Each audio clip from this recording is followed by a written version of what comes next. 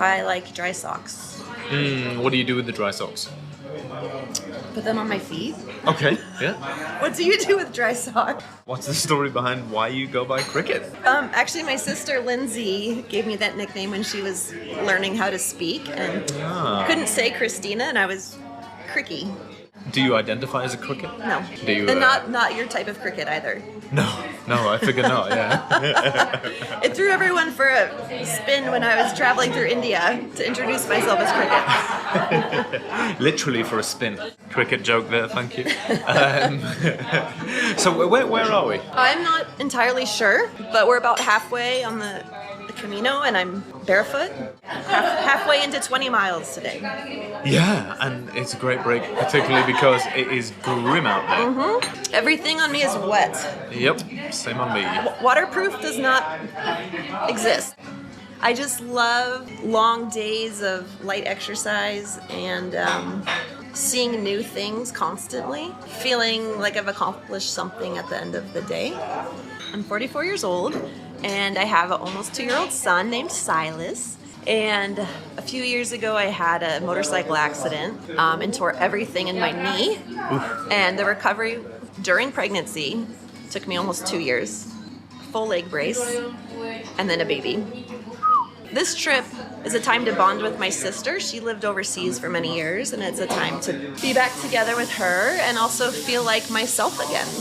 It was a life-changing injury. I couldn't do my job. Back in the States, I'm a ranger with the Forest Service. A wilderness ranger in the summer and a snow ranger on snowmobile in the wintertime. And everything I love, as so many people that are on this trip, requires 2 legs. So I'm feeling good. I'll never be 100%, but this feels just like a reconnection with myself. It's wonderful. It's exciting. It's exhilarating. I'm happy. It's nice to just wander. I mean, honestly, I don't know what town we're in right now. And I like that. The trail's outside. There's a trail marker outside. I'm surrounded by other hikers. And it's okay not to know where I am.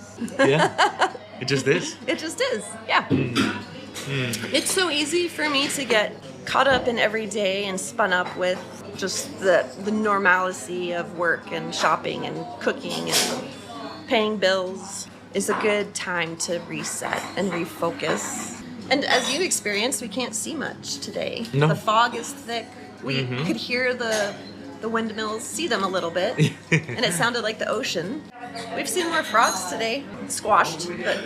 This is it, yeah. Did you see that one that looked like Jesus on the road? No. It was a white frog crucified completely, and it was a bit grim. It's symbolic of this trail. Just the religious aspect of this trip. What's your party pleaser story? Mine's quite unique. I painted the South Pole marker at the bottom of the world. The candy stripes. People think that the candy stripes with the globe on the top is the North Pole with Santa Claus. Okay. But it's the actual South Pole. And so my initials are on the bottom. And nice. I've spent 9 years off and on in Antarctica. 7 at the South Pole, 1 winter, summers, and then 1 winter on the coast, and then 1 season inland. And I think I might have been the loneliest person in the world. I was 400 miles from other humans. And it was lovely. We became obsessed with the weather. All you have to look at is weather. Clouds. Everyday clouds. And I was not lonely either. There was 2 of us that ran the camp. Okay. 1 for weather, and I was in charge of fuel. It was an emergency landing site. One funny thing, sleeping in the yellow tents at night, we're just in sleeping bags, and your body heat melts. So in a few days, a few nights of sleeping, you've sunken about 1 foot below the snow. And you have to go fill your little bed area back in with snow to bring you back up to the surface. So global warming and the melting of Antarctica is you personally? Yes. So that's what I'm getting out of this story. Let's not get political here. How do you get to be such a cool person? My little sister. We were in Antarctica together. 5 family members at one point down there. So, and then we also lived in a remote area in the Marshall Islands. And the island is called Kwajalein. And so we lived on this little island. It was about 5 kilometers long. It was fun to have different family members in Antarctica. I think our parents raised us. We moved quite a bit. I think you've lived in 42 different homes in your early 40s, and I've lived in probably 30 different homes. We're very comfortable in different situations and moving around, and we kind of crave that exploring and adventurous side of ourselves. And our parents, they just worked in the U.S. and our mother was a teacher and dad worked construction business, and they must have raised us in a way that we love being adventurous and getting out there and well, they supported it and fully supported. We moved quite a bit within the U.S. with them, and their philosophy, right or wrong, was move to an area, enjoy all that you can, and then move somewhere else. Which in one way sounds nice, but on the flip side, we don't have a true sense of home. Yeah. I hope to raise my son in one area where he feels like he has roots and grounded, but I'm already talking to people on this trail about getting a little stroller and taking him on the Camino, the Portuguese one, right? Did you paint the rest of it white? The reason why Antarctica is white, was that you? Oh, my paintbrush wasn't that big.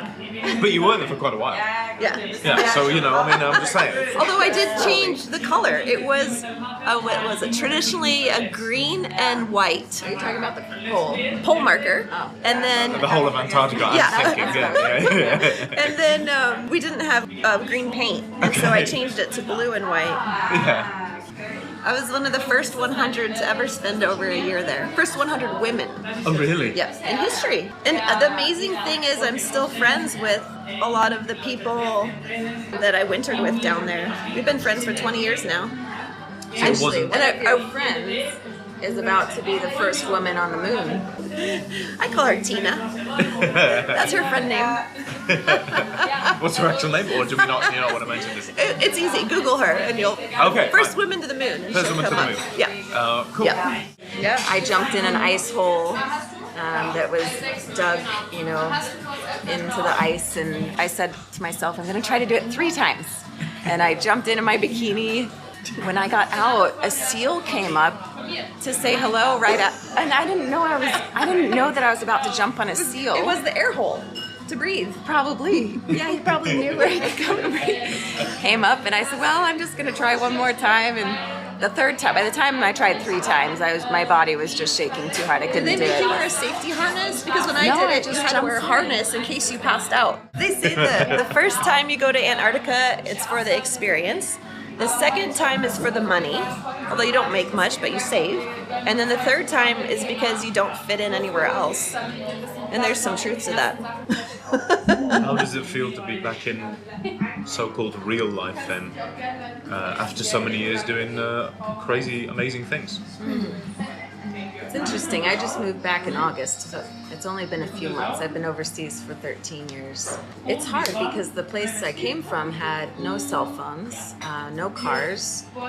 You ride bikes to work, and it is a struggle, to see so much consumption and so much importance put on things, and not enjoying nature as much, and not enjoying community as much, and I feel like you kind of lose that sense sometimes in certain places around the world, in the bigger cities, and being back where we are. It's a great little town, and it's wonderful, but I see people really care about doing their nails and getting their hair done and all these things that really, when it comes down to it, don't matter.